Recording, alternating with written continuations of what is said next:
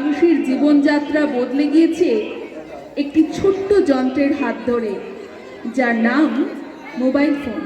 কিন্তু আমরা এই মোবাইল স্রোতে ভাসতে ভাসতে কখন খেয়াল করেছি যে কিভাবে আমরা একটু একটু করে মানবিক আবেগ, মানুষের সম্পর্ক বা প্রকৃতি থেকে ধীরে ধীরে দূরে সরে যাচ্ছে। এই বিষয়টি নিয়ে একটু ভাবনার অনুশীলনের জন্য আমাদের এই ক্ষুদ্র উদ্যোগ, 3টি দৃশ্যের একটি ছোট্ট নাটিকা শুরু হচ্ছে। ক্ষুদ্র নাটক ডিজিটাল ডেমন।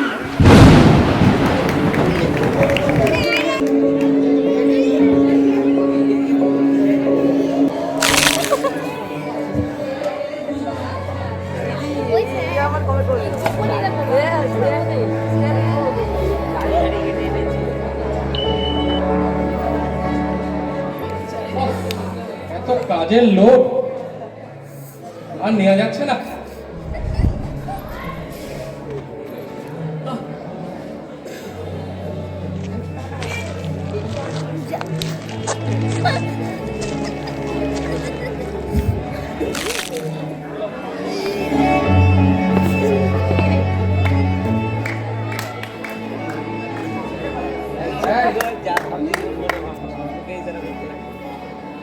এক গ্লাস জল দেবে? বাবা, এ যেদিকে আমার থেকে বেশি ব্যস্ত। না, ঝটপট অফিসের ফাইলগুলোকে নামিয়ে একটা মেল করে শান্তিতে বসে চা খাবো। কোথায় মোবাইলটা?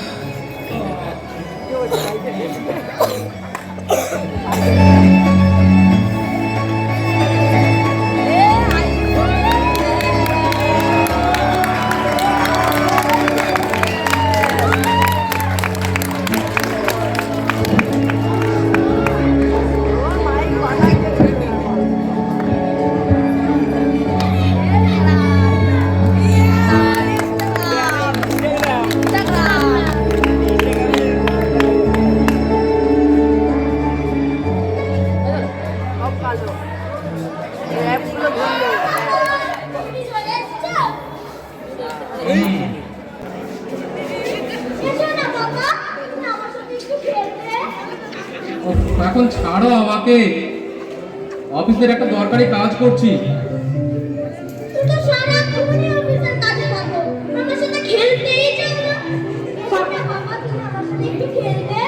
পাপাকে বিরক্ত করো না সোনা, পাপার কাজ শেষ হলে তোমার সাথে খেলবে, কেমন?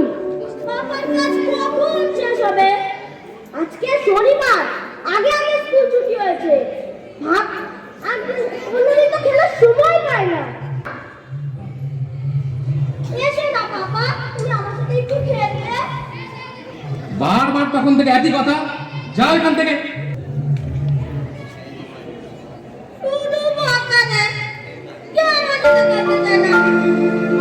খেলনা কিনে রেখে দিয়েছে আমাকে। আচ্ছা বলুন তো, খেলনার কি প্ল্যান আছে? কতক্ষণ খেলনার সাথে একা একা খেলা যায়? মা, তুমি আমার সাথে খেলবে? আমি এই সিরিয়ালটা শেষ করে নিই, তারপর তোমার সাথে খেলবো, কেমন?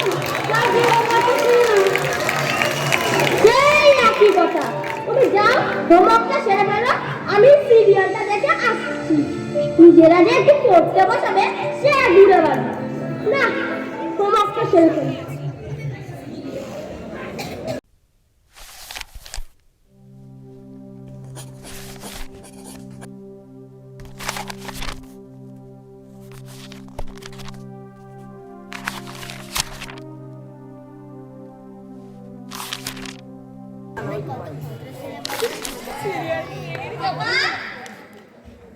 কি হলো? হোমওয়ার্কে একটু আটকে গেছি। হয়নি, মাকে বলো। মা? টাকাতে কত? 65? আরে হ্যাঁ কর না, সিনেমাটা শেষ করে দিচ্ছি। আচ্ছা ঠিক আছে। 7 8 65 5 হাতে রইল 6।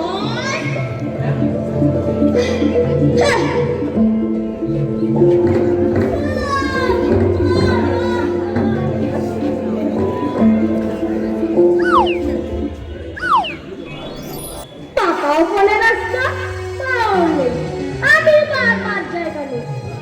এই ফাঁকে আমি একটু ফোনটা নিয়ে খেলি। ফোনটা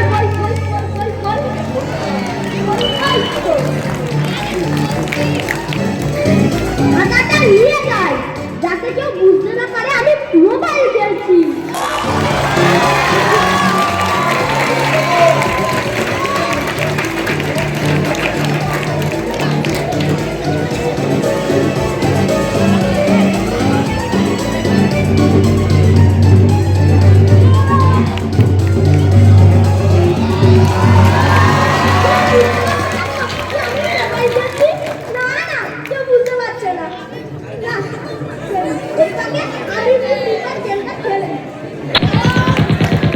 রিদ্ধি, আমাকে একটু জল এনে দাও না সোনা।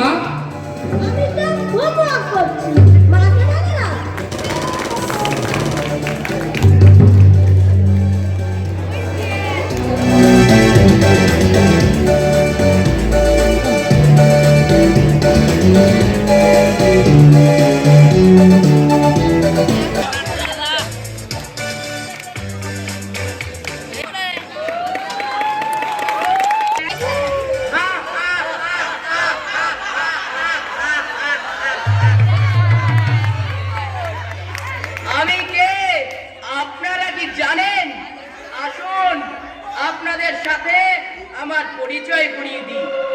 আমি হলাম আপনার অতীতের সোনালী দিনের ধ্বংসকারী, বর্তমানে শিশুর শৈশব আর যুবকদের জীবন গঠনের মূল্যবান সময় হরণ করি, আর বৃদ্ধদের নিঃসঙ্গ থেকে নিঃসঙ্গতারে রূপান্তরকারী সেই ডিজিটাল নাটক।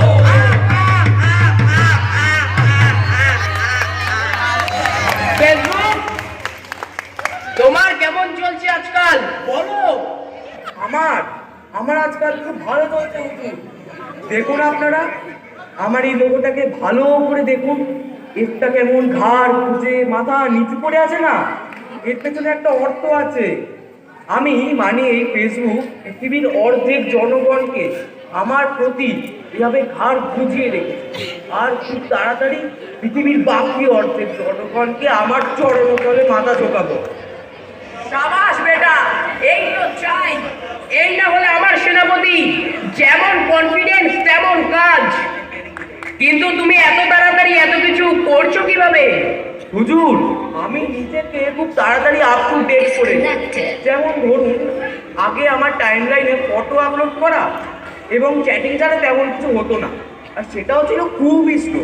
কিন্তু বর্তমানে ভিডিও আপলোড করা থেকে শুরু করে ভিডিও কলিং পর্যন্ত সব হয়। আর সব থেকে ভালো হয়েছে রিলের ব্যবস্থা এনে। ছোট ছোট রিলের মাধ্যমে ছোট থেকে বড় সবাই আমার প্রতি মশগুল হয়ে আছে, আর আমার ধান্দাও রমরমাই চলছে। সাবাস। আর ইউটিউব, তোমার কি খবর বলো? আমার আর খারাপ কি চলছে বুঝু?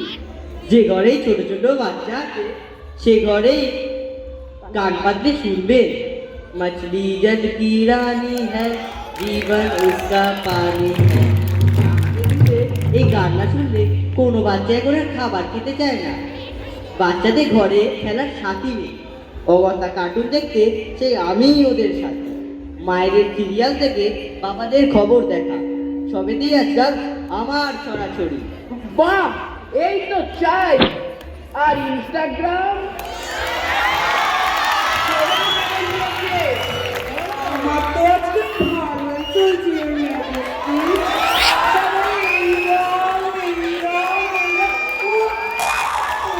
রকম ছবি আপলোড করে। বাবা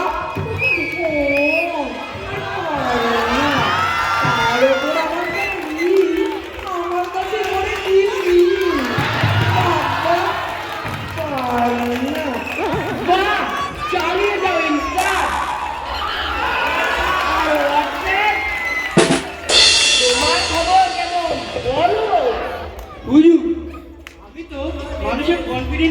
নিয়ে ঢুকে পড়েছে। মানুষ যে কত ফালতু কথা বলতে পারে তা আমার থেকে ভালো আর কেউ জানে না। মানুষ আমাকে ব্যবহার করে যেসব ছবি, ল্যাঙ্গুয়েজ, ইমোজি ব্যবহার করছে তা দেখেই বুঝি তাদের মান কত নেমে গেছে। প্রাইভেট পরিবেশেই মানুষের আসল চেহারা ফুটে বেরোয়। মানুষের মুখ আর মুখোশ আমার থেকে ভালো আর কেউ জানে না। বাহ, সত্যি তুমি ঠিকই বলেছো হোয়াটসঅ্যাপ। আমরা যেমন মোবাইলরা এই কভার করে নিজেদের চেহারা পাল্টে ফেলি, ঠিক তেমনি মানুষেরও মুখোশ করে বাইরে থেকে নিজেদের চেহারা লুকিয়ে ফেলে। আর আমাদের ইয়াং ছেলে ফ্রি ফায়ার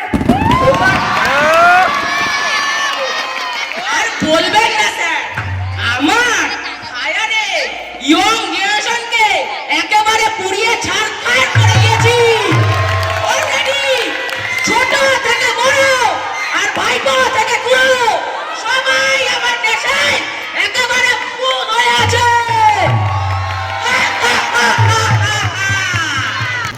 সব থেকে বড় কথা হলো যে বয়সে ছেলেরা নিজেদের পায়ে দাঁড়াবার জন্য লড়াই করে, সেই বয়সে ওদের বন্ধুকে লড়াই বাঁধিয়ে দিয়ে ওদের জীবন মনে আনন্দে নষ্ট করছি। আর ওরা নিজেদের জীবন শেষ করে দিচ্ছে। বাহ, তুমি তো আমার সুযোগ্য সেনাপতি। আর ফ্লিপকার্ট বাবু, আপনার কি খবর বলুন? ভালোই চলছে হুজুর। লকডাউনের পর থেকেই তো সারা পৃথিবী জুড়ে মানুষের অনলাইনে কেনাকাটা বেড়েই গেছে, আর আমাদেরও হয়েছে পোয়া ভালো। আশা করছি অদূর ভবিষ্যতে ছোট ছোট দোকানগুলিকে ভ্যানিশ করে দিতে পারবো, আর বড় বড় দোকানগুলিকে তো এখনই জোর টক্কর দিচ্ছি। বাহ, এই তো চাই দিকে দিকে আমাদের জয় জয়কার। লক্ষিন্দরের লোহার খাঁচার একটি ছোট্ট ছিদ্র দিয়ে যেমন কালনাগিনী ঢুকে পড়েছিল, একটি ছোট্ট মোবাইলের মাধ্যমে আমরাও ঢুকে পড়েছি মানুষের জীবনে। এখনই কেড়ে নিয়েছি তাদের আবেগ, ভালোবাসা। এভাবেই হয়তো একদিন কেড়ে নেব তাদের গোটা জীবনটাও।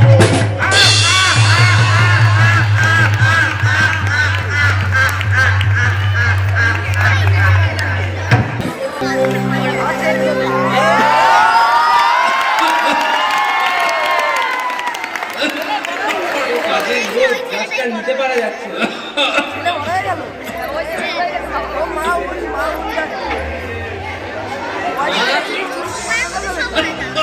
এক গ্লাস জল দাও তো।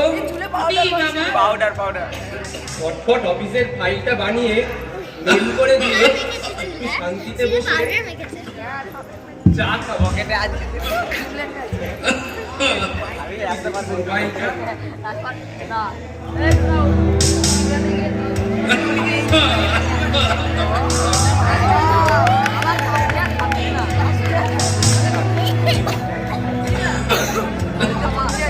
রিদ্ধি,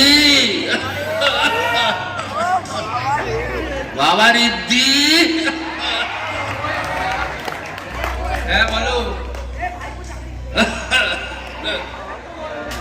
আমার না কাশিটা আবার বেড়েছে। দ্যাটস ইওর প্রবলেম, আমি কি করতে পারি? না, বলছিলাম যে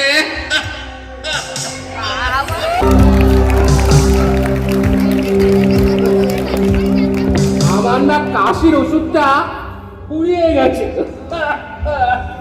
তোমাকে কতবার বলেছি তোমার বয়স হয়েছে, তোমার ইমিউনিটি পাওয়ার কমে গেছে, এখন আর ওসব ওষুধ ফষুধ খেয়ে আর কিছু হবে না।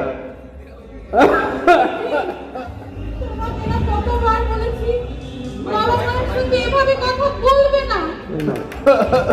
আমাদের এমনিতেই বয়স হয়েছে, নানান রকম শারীরিক অসুবিধায় আমরা ভুগি, আর তুমি তার মধ্যে আমাদের একমাত্র সন্তান। তুমি যদি আমাদের সাথে এই ব্যবহার করো, আমরা কোথায় যাই বলো তো? চলবে না।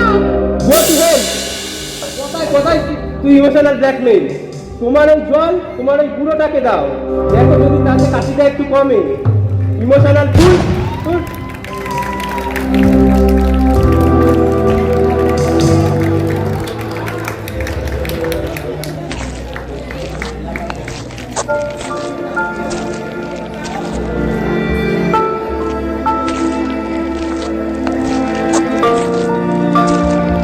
কেঁদো না ঋদ্ধির মা, কেঁদো না।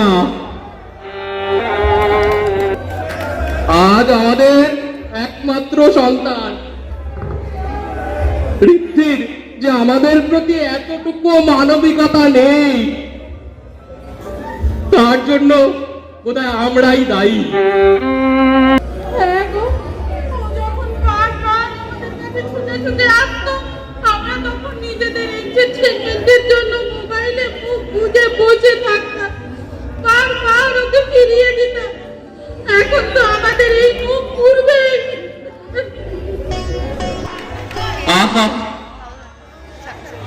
মনে পড়ে সেই ছেলেবেলার কথা।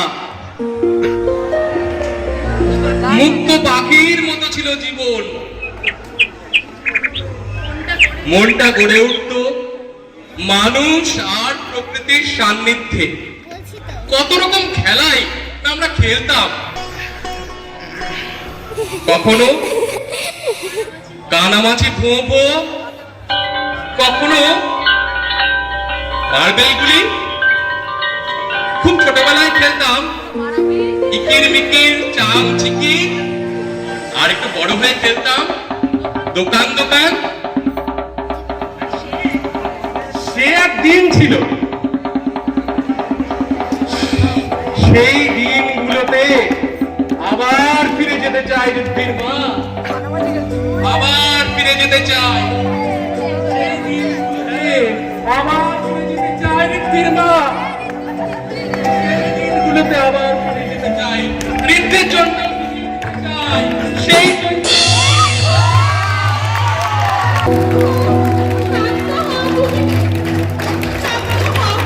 কোথায় গেল ওরা? কোথায় গেল সব? আমার সেই পুরোটা দিনগুলো কোথায়?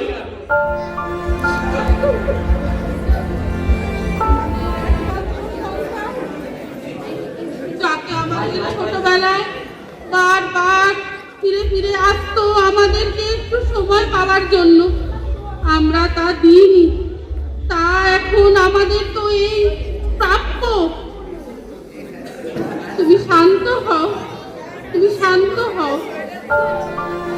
আর আপনাদেরকেও বলছি, আমাদের এই যন্ত্র আমাদেরকে যেন দাসত্ব না করে, যন্ত্রকে যেন আমরা দাস বানাই, যন্ত্র যেন আমাদের দাসত্ব না করে। আজকে আমরা অনেক থেকে শিখেছি, তিনটে জীবন আমাদের এভাবে সর্বনাশ হয়ে গেছে।